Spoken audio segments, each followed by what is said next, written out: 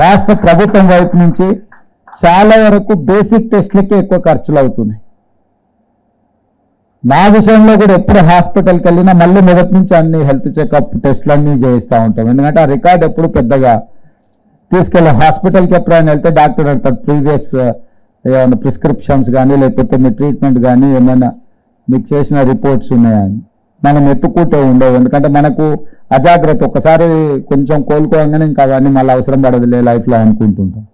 అందుకోసం ఇవన్నీ ఆలోచన చేసి I told my colleagues family digital health, ప్రతి ఇండివిజువల్కి ఒక హెల్త్ ప్రొఫైల్ క్రియేట్ చేయాలి. ఈ తెలంగాణ రాష్ట్రంలో ఉన్న 4 కోట్ల ప్రజలకు ప్రతి ఒక్కరికి ప్రభుత్వం తరఫున ఫస్ట్ హెల్త్ ప్రొఫైల్ క్రియేట్ చేయండి, దాన్ని డిజిటలైజ్ చేయండి.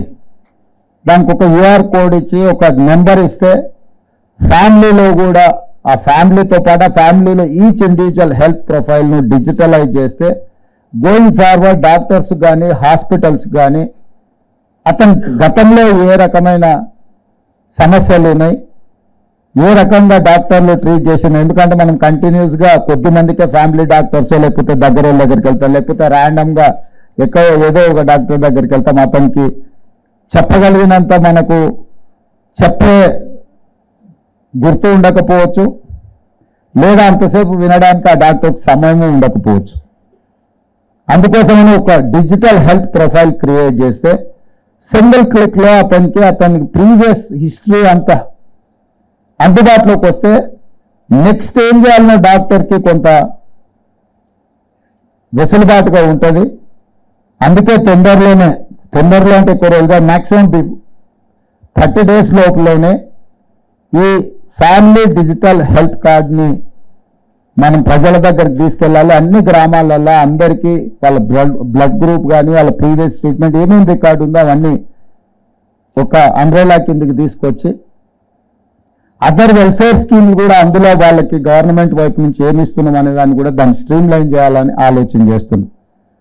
ఈ హెల్త్ ప్రొఫైల్ క్రియేట్ చేసేటప్పుడు వాళ్ళకి టెస్టులు చేసేటప్పుడు మీలాంటి సంస్థల యొక్క సహకారం తీసుకుంటాం. ఎందుకంటే 4 కోట్ల మందికి హెల్త్ డిజిటల్ ప్రొఫైల్ క్రియేట్ చేయాలంటే ప్రొఫెషనల్గా ఉండాలి, అదేవిధంగా పక్కా సమాచారం ఉండాలి.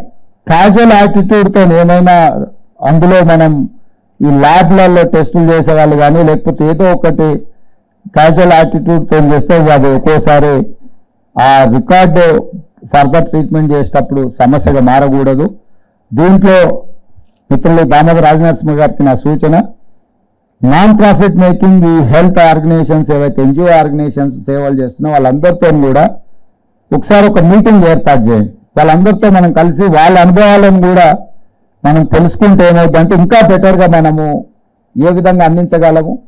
ప్లస్ వాళ్ళని ఇన్వాల్వ్ చేసి ఏరియా వైజ్ వాళ్ళకు ఒక ఏరియాని వాళ్ళకి అప్పచెప్తే ఆ ఏరియాలో ఆ ట్రీట్మెంట్ చేయడానికి కానీ మన దగ్గర ఉన్న ప్రైమరీ హెల్త్ సెంటర్స్ లేకపోతే ఏరియా హెల్త్ సెంటర్స్లో వాళ్ళు ఎస్టాబ్లిష్మెంట్ చేసి అక్కడ ఒక ఎక్విప్మెంట్ లేకపోతే అక్కడ టెస్టులు చేయగలిగిన అవకాశం ఏమున్నది అనేది కూడా అన్ని రకాలుగా టెస్టులు చేసే దాంట్లో వీళ్ళ సపోర్ట్ తీసుకుంటే మనం వీలైనంత తక్కువ సమయంలో ఎక్కువగా పక్కా సమాచారాన్ని సేకరించడానికి అవకాశం ఉంటుంది. కాబట్టి ఇంపార్టెంట్ ఎన్జిఓ ఆర్గనైజేషన్స్ వాళ్ళు నాన్ ప్రాఫిట్ దీంట్లో పనిచేస్తున్న వాళ్ళందరితోని రాష్ట్ర ప్రభుత్వానికి ఒక సమావేశాన్ని ఏర్పాటు చేయండి.